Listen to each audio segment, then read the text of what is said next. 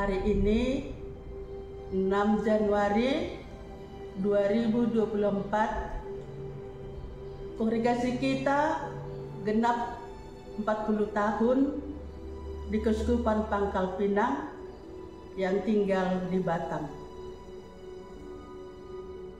Kami 6 Januari berangkat dari Medan menuju Pulau Batam, dan kami didampingi oleh pimpinan kami pada waktu itu, Suster Hieronima dengan Suster Petra. Kami sampai di Bandara Hang Nadim. Kami disambut oleh umat dengan Romo Hendra, dan pada saat itu satu pun tidak kami kenal umat dengan Romo. Tapi kami disambut dengan baik sampai kami di Batam, dan di Batam kami diterima oleh umat, dan kami ditempatkan di suatu rumah sederhana di Sejodong. Itu bekas dari rumah guru Jos Sudarso pada saat itu.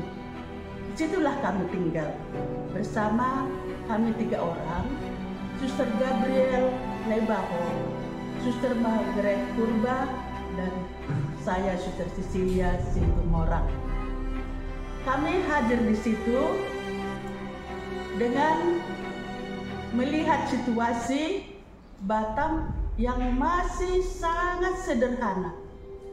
Kami tinggal di rumah itu, di rumah panggung, rumah masih papan, dan di bawahnya penuh dengan air, dengan rawa-rawa. Disitulah kami tinggal sekitar 2 tahun. Kami bertugas pada waktu itu, tidak ada program kami khusus, tapi kami kunjungan dari rumah ke rumah yang dibawakan oleh keluarga katekis Pak Leo dengan Ibu Leo pada saat itu. Kami semua mengunjungi rumah-rumah yang ada di Batam yang beragama Katolik. Di situ kami temukan umat yang begitu ramah kepada kami dan begitu juga menerima kami dengan baik. Itulah suatu juga langkah dari perutusan kami di Batam, berjumpa dengan umat, dan begitu kami diterima, dan kami juga merasa bahagia pada saat itu. Kegiatan yang dapat kami lakukan pada waktu itu sederhana sekali. Pertama, kami mengunjungi umat itu, menemui mereka. Kedua, para suster yang 2 orang, kebetulan mereka adalah perawat bidan, maka sangat dibutuhkan waktu itu untuk membantu persalinan. Maka Suster Margaret dengan Suster Gabriel, mereka sering dipanggil ke rumah untuk menolong persalinan. Dan juga ada yang ke rumah suster, dan di situ melahirkan ibu itu. Itu yang dilaksanakan. Berikutnya, kami mengumpulkan anak-anak di rumah kami, di rumah papan waktu itu, dan kami mengajar nyanyian di situ, mengajar 2 rosario, dan mengajarkan sedikit apa itu Katolik. Itu kami buat pada waktu itu, ya, sederhana sekali. Lalu selanjutnya kami mengumpulkan ibu-ibu, karena waktu itu belum ada kegiatan ibu-ibu kegiatan rohani. Kami mengumpulkan ibu-ibu untuk arisan ibu-ibu, dan itu dilakukan. Dan pada saat arisan itu kami membuat pendalaman iman, membaca kitab suci, merefleksikan sedikit kalimat kitab suci, lalu ada yang berani menseringkan, dan itulah yang terjadi pada saat itu. Dan itu semakin berkembang, maka adalah kelompok ibu-ibu yang juga dipakai oleh gereja. Kalau ada kegiatan-kegiatan gereja, ibu-ibu sangat aktif sekali untuk membantu gereja pada saat itu. Maka dengan itu kami juga diajak untuk memberikan apa kami dapat berikan kepada mereka, yaitu uskup menekankan kepada kami waktu itu supaya kami juga mendampingi mereka dalam menyusun ekonomi keluarga yang sangat sederhana. Kenapa seperti dikatakan oleh uskup? Karena pengalaman Bapak Uskup waktu itu, Rehenbach, mengatakan mereka kurang bisa membagi uangnya, ada gaji dari suaminya, baru setengah bulan sudah habis, lalu mereka nombloklah meminjam dari kedai-kedai. Jadi tidak pernah ada simpanan bagi mereka. Itu salah satu juga tugas kami, pastoral ekonomi atau apa, tapi itu kami lakukan secara sederhana dan membuat sedikit catatan kepada mereka supaya mereka juga bisa mengatur keluarga mereka dengan sederhana, supaya bisa sedikit menabung untuk masa depan mereka. Setelah ada perencanaan mau membangun gereja di bukit yang sekarang disebutlah itu Gereja Santo Petrus, yang gereja sekarang. Dalam hal itu kami betul-betul bersama dengan uskup, dengan dewan paroki mengumpulkan umat supaya memang kami bisa berangkat ke gereja baru nanti dan di sana kami beribadat. Karena pada saat itu belum ada paroki dan pastor pun belum ada, maka semua kegiatan-kegiatan rohani itu diselenggarakan oleh katekis bersama dengan suster. Maka dengan berundingan bersama mulailah dibangun gereja, dan setelah itu gereja boleh dipakai dan kami memang bersama dengan umat berdua di gereja. Tapi pastornya belum ada dan selalu katekis yang memimpin dengan suster di gereja. Dan kegiatan kami semakin meluas. Kami pergi ke pulau-pulau, ke Pulau Todak, ke Pulau Meriam, lalu ke Pulau Dapur Tiga, banyak pulau-pulau yang kami telani pada waktu itu. Ya, kami juga sudah berada di gereja yang baru. Maka gereja yang baru ini perpindahan nama dari Santa Maria ke Santo Petrus juga itu ada juga perlindungan dengan umat supaya nama yang dari kapela lama itu dulu Santa Maria menjadi di Bukit Santo Petrus itu kita akan memakai gereja Santo Petrus. Maka pada waktu itu memang akhirnya semua umat oke memakai gereja kita menjadi gereja Santo Petrus.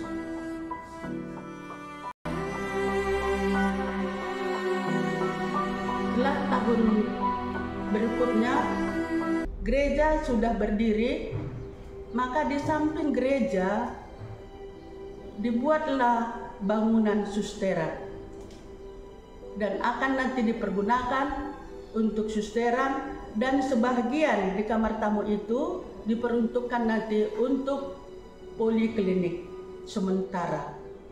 Lalu itu terlaksana, maka waktu itu didirikanlah poliklinik dan banyak pasien-pasien juga yang melahirkan, ibu-ibu yang melahirkan di sana dan tinggal di sana. Lalu memang itulah diteruskan untuk lanjutan yang dari sejodok yang dulu mereka ke rumah-rumah. Jadi di rumah yang sekarang itu sudah ada poli sederhana dan disitulah para suster yang bidan itu melayani dengan baik juga umat yang ada yang mau melahirkan di rumah itu.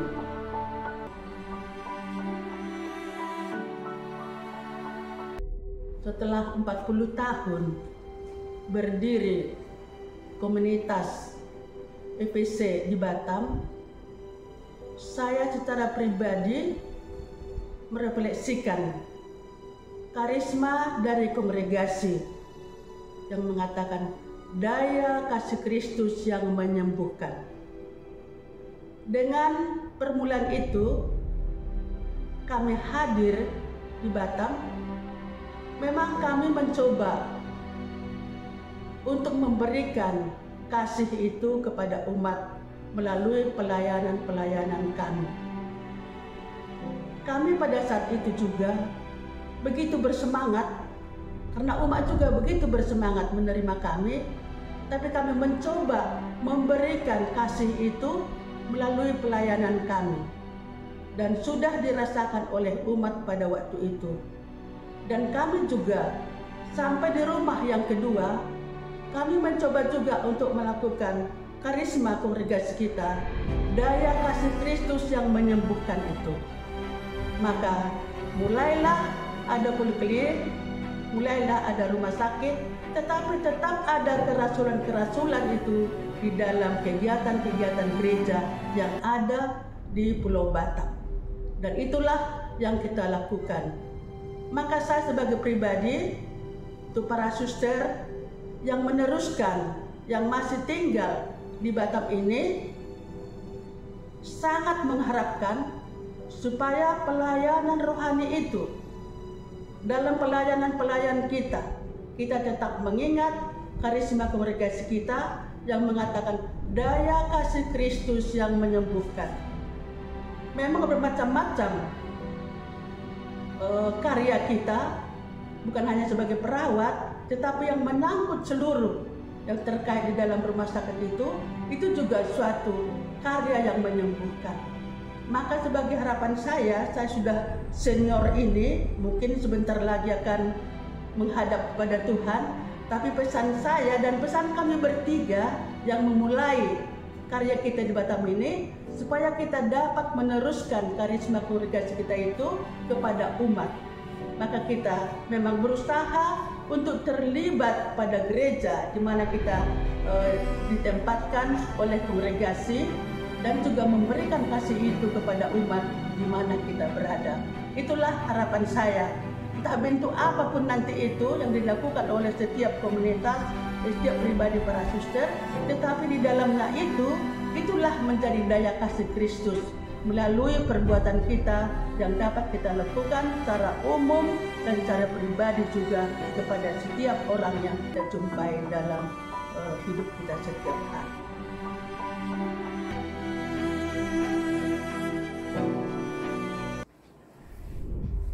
Kehadiran para suster di awal berkarya di Keuskupan Pangkal Pinang, khususnya di Pulau Batam,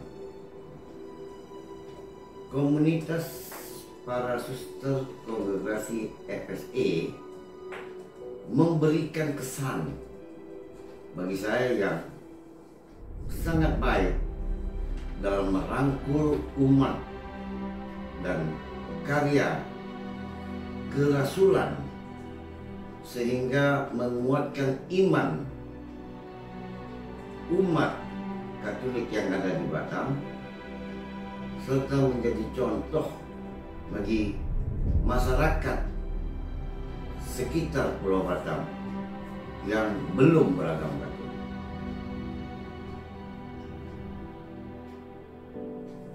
Kemudian suster pun mengembangkan karya, yaitu dalam bidang kesehatan, yang membuat saya setia selama ini. Ya, saya juga sudah 40 tahun menemani suster. Kesetiaan saya itu sebenarnya lebih melihat kepada semangat dan kesetiaan para suster FSE memberikan dorongan untuk saya tetap mau membantu dan bekerja sama dalam mengembangkan karya di bidang kesehatan, khususnya itu.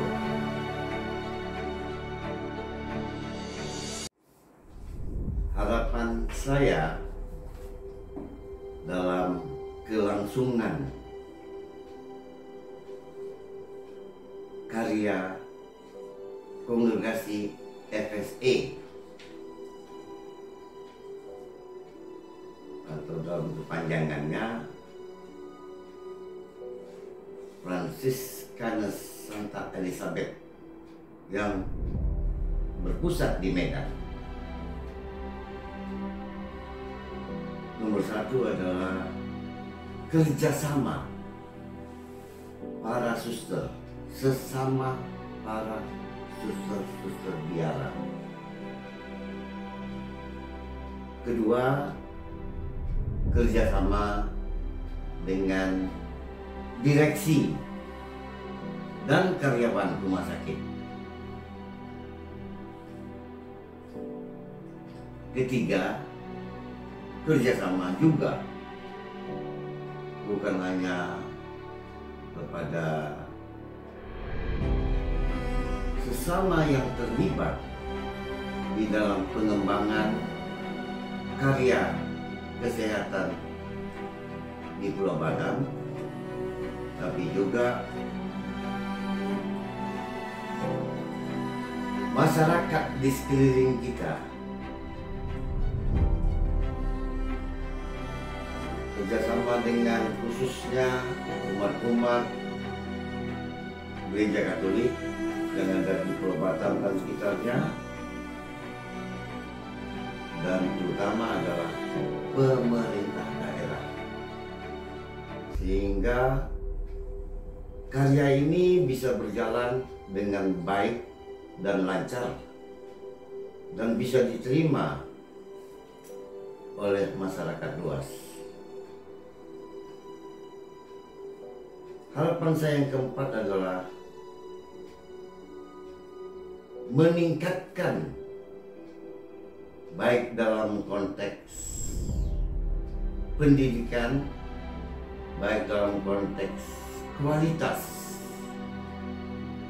dari para suster biara, dalam khususnya dalam karya kesehatan yang ada sekarang ini di Pulau Batam. Di samping meningkatkan kualitas, harapan saya juga bisa menambah kehadiran para suster dari kongregasi untuk mengisi masing-masing bidang yang masih dibutuhkan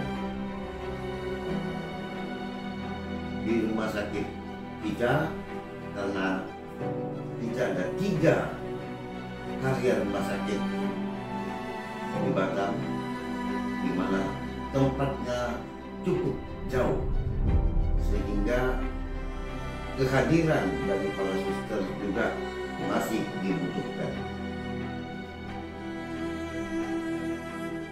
Kelima, harapan saya semoga para suster ini tetap semangat, tetap tabah, sebab tantangan yang harus dihadapi dalam menjalani karya kesehatan tidak mudah, dan tetap gembira dalam menjalankan tugas dan panggilan hidup yang sudah dipilihnya. Dan yang keenam, marilah kita saling mendoakan agar karya kongregasi rumah sakit khususnya di bidang kesehatan dapat berkembang dan menjadi suatu ikon, bukan hanya kepada kongregasi FSE, tapi juga kepada seluruh masyarakat yang ada di Batam, ikon bagi pelayanan Gereja Katolik di bawah Uskupan Pangkal Pinang di Pulau Batam. Amin.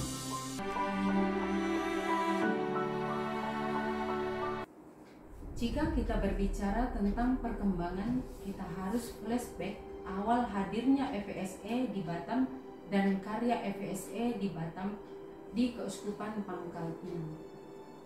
Untuk mewujudkan semangat dasar dari kongregasi FSE yang memberikan pelayanan yang disemangati cinta kasih Allah dan persaudaraan sejati di bidang kesehatan. 3 suster pionir kita tiba di Batam 6 Januari 1984. Tahun ini, di tahun 2024, berarti FSE sudah genap 40 tahun hadir di Batam. Saya melihat dari segi perkembangan FSE dan karya di Batam, dari segi SDM-nya atau jumlah para suster yang berkarya di Batam dari tahun ke tahun semakin meningkat.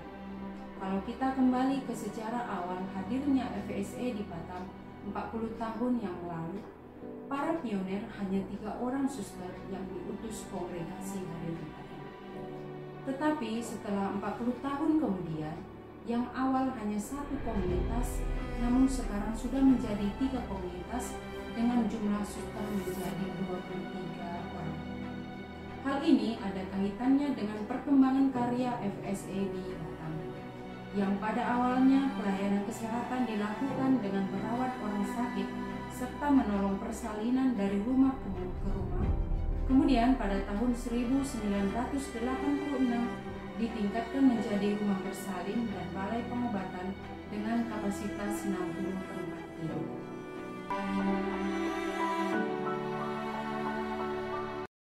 Perkembangan selanjutnya untuk memberikan pelayanan kesehatan yang lebih luas dan lebih baik, RBBP dikembangkan menjadi Rumah Sakit Ibu dan Anak. Dan pada tahun 2005, Rumah Sakit Ibu dan Anak telah berubah menjadi Rumah Sakit Santa Elizabeth Batam, yang berlokasi di Jalan Anggrek Blok 2 Lubuk Baja. Dengan penyelenggara Rumah Sakit Santa Elizabeth Lubuk Baja adalah Yayasan Fransiskanes Santa Elizabeth yang disingkat dengan YWFSE Batam. Seiring dengan berjalannya waktu, maka perlu kiranya ada pengembangan pelayanan unit kesehatan berupa satelit yakni klinik. Maka dijejaki daerah pelayanan klinik di Selekop yang diresmikan 2 Juli 2011 menjadi klinik utama Santa Elizabeth Selekop. Dan pada 26 November 2018 ditingkatkan menjadi Rumah Sakit Santa Elizabeth Selekop tipe D dengan penyelenggara Rumah Sakit Santa Elizabeth Selekop adalah PT Eliskom Mitra Lestari yang disingkat dengan PT EMR. Perkembangan karya kesehatan selanjutnya adalah proses pemulihan dan pendirian Rumah Sakit Santa Elizabeth Batam Kota yang diresmikan oleh PLT Gubernur Kepulauan Riau pada tanggal 17 November 2015. Dengan penyelenggara Rumah Sakit Santa Elizabeth Batam Kota adalah PT Harapan Abadi Kencana yang disingkat dengan PT.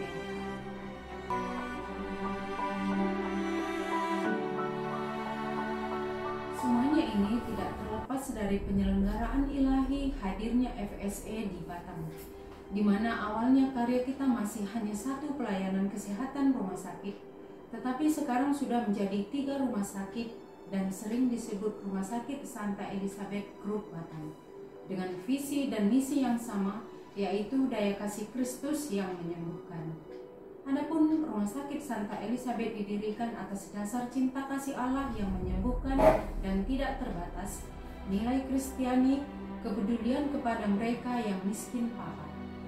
Pelayanan FSE lewat karya RSE Group masih sangat relevan untuk menjawab kebutuhan masyarakat dan gereja, terutama dalam karya kesehatan. Rumah Sakit Elizabeth hampir 85% pasien dilayani adalah pasien BPJS Kesehatan. Dengan jumlah yang besar tersebut, rumah sakit diharapkan mampu menerapkan transformasi layanan pasien BPJS Kesehatan menjadi cepat, mudah, dan setara sesuai dengan harapan pasien.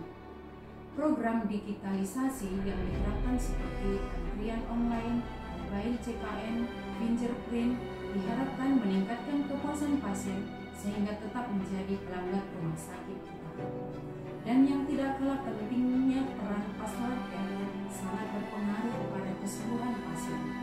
Peran pelayanan pastoral care memberikan layanan dan ciri khas di Rumah Sakit Elizabeth yang belum tentu dapat diterima oleh pasien rumah sakit lain.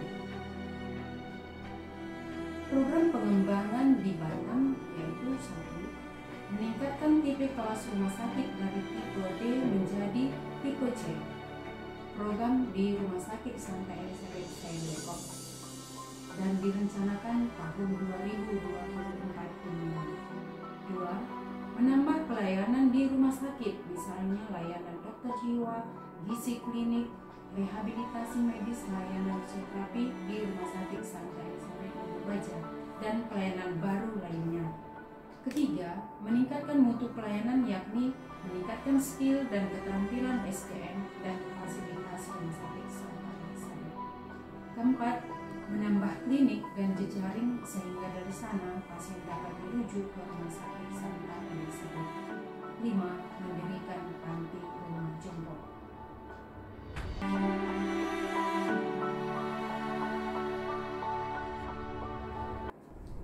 Program pengembangan di Batam, yakni 1. Meningkatkan tipe kelas rumah sakit dari tipe D menjadi tipe C. Program ini dilakukan di Rumah Sakit Santa Elizabeth Lekop. 2.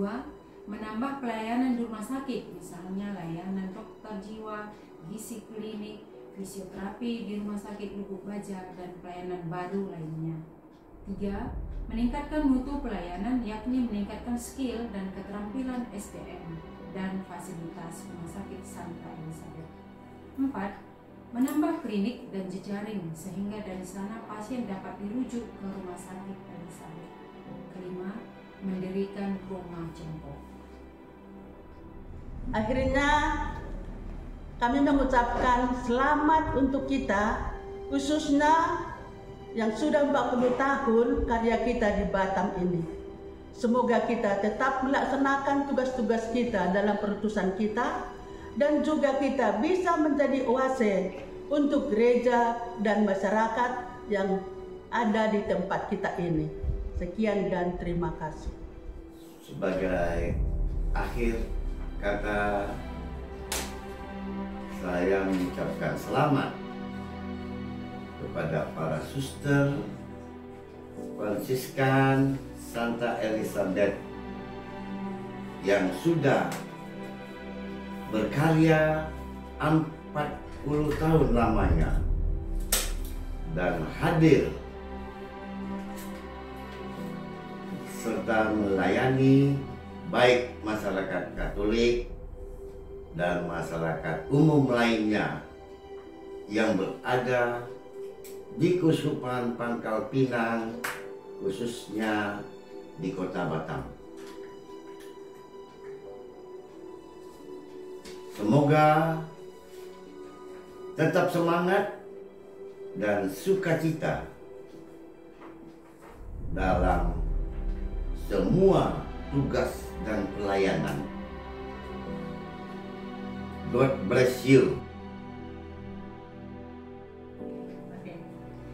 Selamat untuk kongregasi kita Fransiskanes Santa Elizabeth yang sudah 40 tahun hadir dan melayani di Keuskupan Pangkal Pinang, tepatnya di Kota Batam. Semoga karisma FSE senantiasa bergema dalam hidup dan pelayanan para suster. Pace e bene.